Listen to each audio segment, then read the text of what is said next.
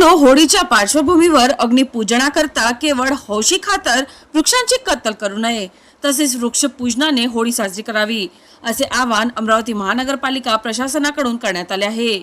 दरम्यान लाकडे तोडणाऱ्यांविरुद्ध गुन्हा दाखल करण्याचीही तरतूद कायद्यात असल्याचा इशारा प्रशासनाने दिला आहे. मित्रांनो, महानगरपालिकेत वृक्ष प्राधिकरणाची बैठक झाली. त्या बैठकीतील निर्णयानुसार नागरिकांना आवाहन करण्यात येत आहे की आपल्या मुलांना, शाळेतील विद्यार्थ्यांना वृक्षाचे महत्त्व पटवून देऊन या कामात सहकार्य करणे अपेक्षित आहे. होळीकरता वृक्ष तोडला जाणार नाही यासाठी प्रयत्न करावे.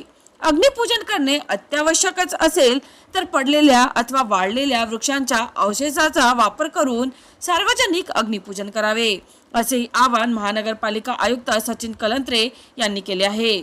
दरम्यान अवैध वृक्षतोड करणाऱ्यांविरोधात कायद्याने दंड व शिक्षेची तरतूद आहे. वृक्ष तोडणे, फांद्या तोडणे अथवा झाडाला इजा होईल अशी कोणतीही कृती करणे या कायद्याने गुन्हा आहे.